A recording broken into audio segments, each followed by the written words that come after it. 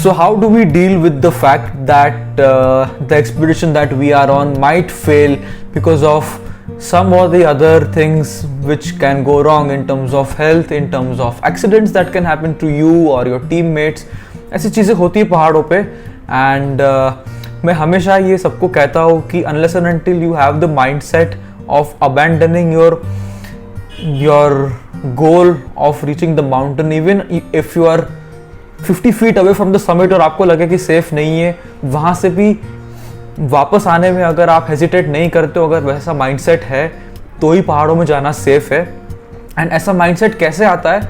Just ये एक reality check mind में रख के कि जो आप क्लाइंब कर रहे हो, फॉर एग्जाम्पल अगर आप एवरेस्ट पे जा रहे हो तो ये हाईएस्ट पीक है एंड ये है वो है, ये सब तो आपके माइंड का क्रिएशन है. The glorification that you have given to a certain mountain is your mind's creation. It has nothing to do with the reality. So being grounded, being rooted to the reality that you are just climbing a pile of rock which is covered with snow and ice. Now, is it worth risking your life for a pile of rock and ice?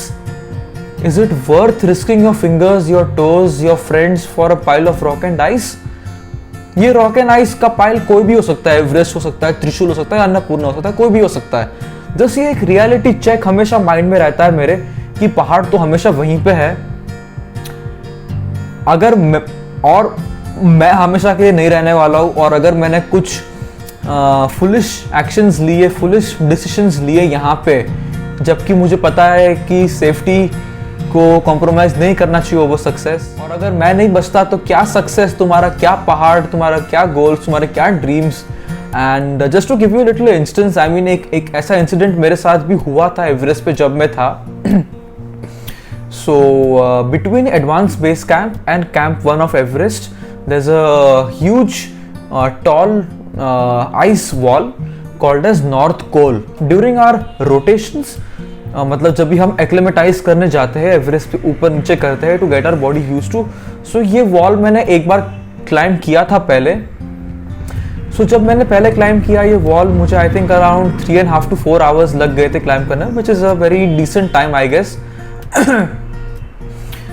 And then we came back to the base camp and our bodies were ready to go for the summit push. And when we got a good weather window, we went again up on this route now towards the summit.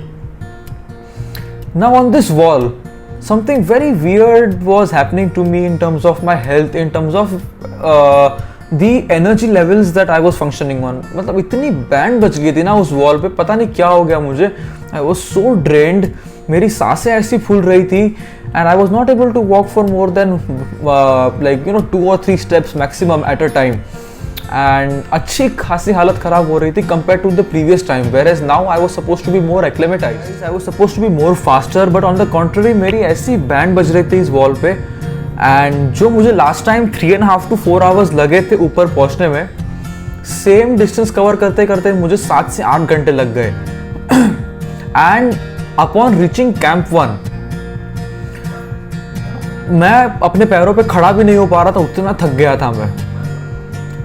And मैंने मेरे climbing partner से कहा कि I don't feel good, I don't feel well and I am gonna sleep here for the night, and if I don't feel good tomorrow morning, then I'm going back down. I don't care if I'm 2 days away from the summit. I was 2 days away from my 9-year-long dream.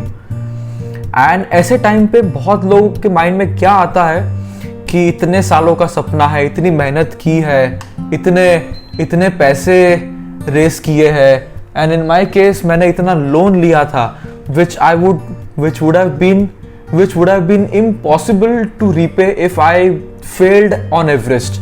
मतलब I was banking on the idea that अगर Everest summit होगा तो यहाँ वहाँ से पैसे आएंगे, ऐसा वैसा होगा एंड वहाँ से मैं लोन रीपे कर पाऊँगा.